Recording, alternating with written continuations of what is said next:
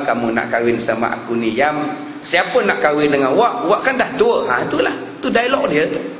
Kahwin dengan orang tua lah bagus, orang muda enggak sabar. Orang tua macam wak bagus, sabar. Kamu enggak masak, wak sabar.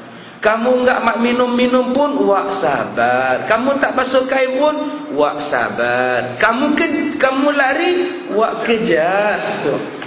Tu cerita antara dua darjat. Gambar yang keempat, dia tunjuk gambar Ahmad Si. Siapa Ahmad Si? Ahmad Si ni tuan-tuan sekarang umur 78. Kencing manis, buah pinggang, darah tinggi. Kakinya dah bengkak-bengkak, badan dia bengkak-bengkak. Dah uzur sangat. Sedangkan dia lah orang yang paling ceria dulu-dulu. Kalau cerita tentang labu-labi, dia tukang kedai, tukang jual kain labu-labi Haji Bakhil. Haji Bakhil pakai kepiah, buang serban, mai pakai kot pergi kerja. Tuan Haji nampak segak macam rok hangsem. Tu tengok cerita tu. Kamu berdua kata pada aku ya, kata Haji Bakhil. Tidak Tuan Haji, kami puji Tuan Haji. Tuan Haji ni segak macam rok haksen. Apa kau kata aku segak macam rok handsome? Yang tu lah yang pergi cerita dekat Haji Bakhil. Cik Haji Bakhil ada perempuan membeli 2 kain putih. Orangnya sebiji macam isteri Tuan Haji Arwah. Kan dia masuk, dia bodek Tuan Haji Bakhil tu. Tuan Haji, budak-budak minta telur 2 biji sebelum masak. Tuan Haji, jangan katakan telur, kepala gajah pun makanlah. Tu cerita labu-labi tuan-tuan. Itulah dia Ahmad Si. Kenapa saya sebut 4 benda ni? Kalau saya cerita tuan-tuan 4 benda ni, apa kaitan dengan Maulidur Rasul ni? Ustaz ni apa hampa jemput ni? Mari mana punya ustaz ni? Sebab tu sabar, wak sabar. Dengar habis-habis lah dulu. Bila tuan-tuan tak dengar habis, tuan-tuan pening kepala. Apa kaitan dia ni dengan Rasulullah ni? Saya nak bawa pada tuan-tuan surah Yasin ayat 66 sampai ayat 70. Surah 66 itu apa? Walau nasha'u latamasna ala a'yunihim fastabaqus sirat fa anna yubsirun. Walau nasha'u lamasakhnahum ala makanatihim famastata'u mudiyan wa la yarji'un. Wa man nu'ammirhu nunakkishu fil khalq afala ya'qilun.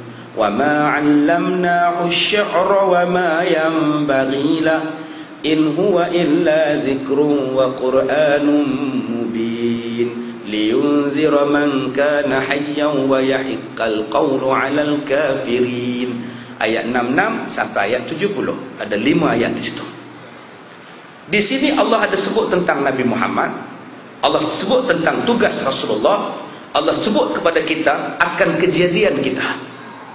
Yang pertama Allah Ta'ala sebut kepada kita, walau nasya' latamasnahum ala makanatihim. Kalau kami nak, kami boleh buat kepada kamu. Kalau kami nak, walau nasya'u latamasna ala a'yunihim. Kalau kami nak, kami boleh ambil balik penglihatan yang kami beri kepada kamu. Kalau kami nak, wahai manusia, penglihatan yang kami beri kepada kamu, kami boleh ambil balik. Fastabaqus sirat, kamu berlumba-lumba nak cari jalan, teraba-raba nak cari jalan. Fa anna yubsirun, kamu takkan boleh tengok. Allah sebut dalam surah Yasin tentang mata. Kalau kami nak, walau nasya'u, kalau kami nak, kata Allah, kami boleh ambil balik penglihatan kamu. Hari ini tuan-tuan tengok kepada penglihatan Maryam, sudah tidak nampak. Allah boleh buat daripada orang yang sihat, orang yang cantik, orang yang segak, sekelip mata Tuhan boleh buat sekarang. Tuhan boleh buat pada kita tuan-tuan. Tak payah kita nak tunggu jadi tua macam Maryam. Sekarang Tuhan boleh buat. Tuan-tuan duduk saja-saja, Tuhan boleh buat. Mata tuan-tuan tak boleh terbuka. Ada satu orang di Batu Gajah Perak, dia tidur, malam dia tidur, besok pagi dia tak boleh buka mata ni. Dia punya saraf pada bahagian mata ni tuan-tuan udah jam. Tak tahulah jam ke apa, tuan-tuan kena tanya doktor. Tak ada ni saraf ni rasa, terus tutup mata ni. Nak cakap kena buka mata. Oi. Satu hari dia pergi buat rawatan sihat. Anak dia bawa dia pergi stadium bola. Tengok bola. Elok Perak skor gol, mata dia tutup, tak nampak. Macam mana gol tadi? Tak ada apa, bukan ulang tayang, tak ada lah. Mata ni tak boleh buka, tutup, kena buka jelek. Ambil gam, lekat plastik gam, jalan. Tuhan boleh buat. Soalannya, tuan-tuan bersyukur tak mata tuan-tuan berkelip? Berkelip ni 1000 nikmat, tapi berapa ramai yang bersyukur bila mata dia berkelip? Sebaliknya, mata dia berkelip untuk orang yang tak boleh dia kelip. Yang tu dia buat. Dia tengok kajian lalu dia kelip. Dia tengok kat janda lalu dia kenyit mata. Sedangkan dia tak pernah fikir kelipnya buka dan buka dan buka itu, buka dan tutup itu merupakan nikmat daripada Allah. Tuhan boleh buat, tuan-tuan. Sekelip mata Tuhan boleh buat. Daripada ada kepada tak ada. Sebab itu manusia yang mempunyai pemikiran yang cerdik, pemikiran yang bijak, dia mesti jadikan mata dia macam mata Rasulullah sallallahu alaihi wasallam. Supaya Allah memberkatkan mata dia. Yang kita nak sambut maulud ni pasal apa? Yang kita nak sambut maulud ni pasal kita nak tiru semua perangai Nabi. Bukan setakat kita nak tiru cara hidup Nabi, cara ibadat Nabi. Kita juga nak tengok Nabi ni tengok apa. Nabi ni perhati apa? Nabi suka perhati apa? Nabi tengok apa? Dan benda apa yang Rasulullah tak tengok?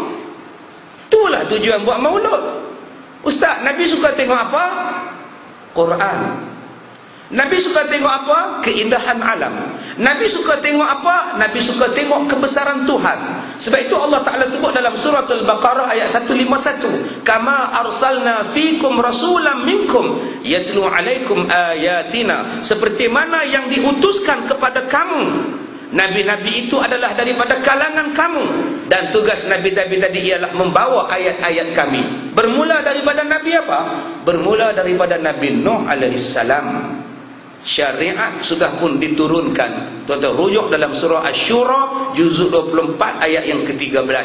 Syara'a lakum, diturunkan kepada kamu ma wassakum bihi, seperti mana yang telah diwasiatkan kepada kamu, macam itulah telah diwasiatkan oleh Allah Ta'ala kepada Nabi Nuh, kepada Nabi Ibrahim, kepada Nabi Musa, kepada Nabi Isa. Campur dengan Nabi Muhammad ada 5 Nabi. Nabi Nuh, Nabi Ibrahim, Nabi Musa, Nabi Isa, Nabi Muhammad. Nabi-Nabi ulul azmi. Kenapa disebut Nabi Nuh? Banyak lagi Nabi sebelum Nabi Nuh. Nabi Adam, Nabi Idris. Kenapa disebut Nabi Nuh? Kerana syariat mula-mula diturunkan oleh Allah kepada Nabi Nuh alaihissalam. Jarak antara Nabi Nuh kepada Nabi Muhammad berapa ribu tahun? Jarak Nabi Nuh nak sampai kepada Rasulullah jaraknya 8,000 tahun. Selama 8,000 tahun syariat Allah sentiasa turun. Selama 8,000 Nabi tak pernah berhenti. Selama 8,000 tahun Rasul sentiasa bercakap. Ayat-ayat Quran, ayat-ayat kitab-kitab sentiasa turun. Suhuf-suhuf sentiasa turun. 8,000 tahun tidak pernah bumi ini sunyi daripada Nabi dan Rasul. Sebab itu kalau siapa-siapa mendakwa dia tak tahu, siapa-siapa mendakwa dia jahil, siapa-siapa mendakwa dia tak tahu, siapa-siapa mendakwa saya tak pernah mendengar cerita pasal Nabi, pasal Rasul, orang itu adalah orang paling pembohong sekali. Sebab daripada zaman Nabi Nuh tak pernah putus sampailah zaman Nabi Muhammad sallallahu alaihi wasallam. Dakwah setiap berjalan, setiap masa berjalan sampai sekarang. Walaupun Nabi sudah wafat, tapi sampai sekarang dakwah masih berjalan. Siapa-siapa yang kata tak tahu hukum menutup aurat itu wajib, pembohong. Siapa yang kata saya tak tahu hukum zakat itu wajib, pembohong. Siapa yang kata tak tahu hukum semayang ini wajib, dia adalah auta yang paling besar. Kerana dakwah sentiasa berjalan sampai kiamat. Tuan-tuan yang dirahmati Allah, bila kita faham itu, sepatutnya kita kena jadikan keseluruhan hidup kita, daripada cara berfikir kita sampailah cara tindak tanduk kita, cara macam mana Rasulullah sallallahu alaihi wasallam buat. Kerana itu saja cara yang diterima oleh Allah. Dan sesuatu jalan yang diikut daripada Quran, sesuatu jalan yang diikut daripada Nabi Muhammad, mesti jalan itu betul, panjang, diberkati, diredai oleh Tuhan.